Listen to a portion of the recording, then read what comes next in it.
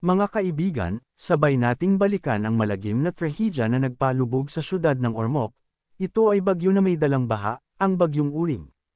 Ngunit bago ang lahat, huwag kalimutan mag-like at mag-subscribe sa ating munting channel. Ang Bagyong Uring ay pangatlo sa listahan ng pinakanakakamatay na bagyo, kasunod ng Super Typhoon Yolanda. Ito ay nanalasa noong November 5, 1991 sa Kabisayaan. Ito ay isa sa pinakamaulang bagyo sa kasaysayan ng Pilipinas. Ito ay nag-iwan ng matinding pinsala na tumatak at di malilimutan sa kasaysayan ng Ormoc. Ang inakalang simpleng ulan lang ng mga mamamayan ng Ormoc ay isa palang bagyo na ang ngalan ay Uring, hindi naman kalakasan ng hangin katulad ng isang super typhoon, ay sobrang lakas naman ng ulan na dala nito na siyang ikinabahala ng mga Ormocanon. Sa araw na iyon ay biglang rumag-asa ang malakas na baha mula sa itaas na parte ng syudad. Hindi na malaya ng marami na sa sobrang lakas ay unti-unti na paligiran nito ang halos kalahati ng buong syudad.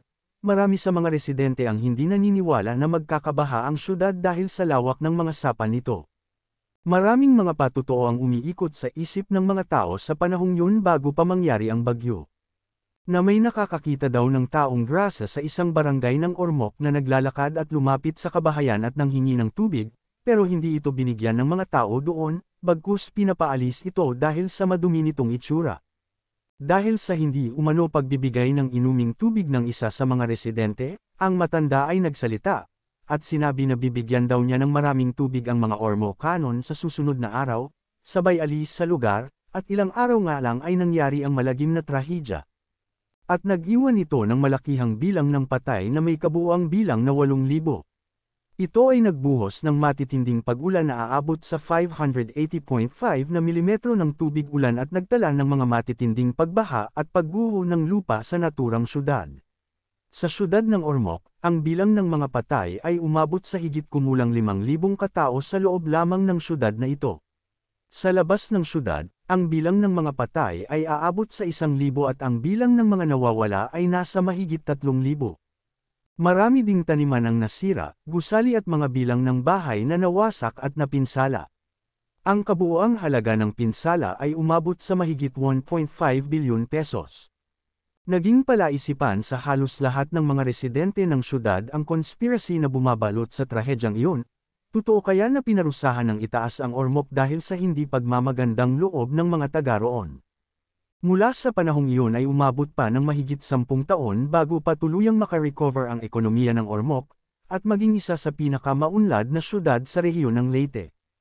Noong 2021 hanggang 2023 ay idiniklara ang Ormoc na pinakamayamang syudad sa probinsya ng Leyte.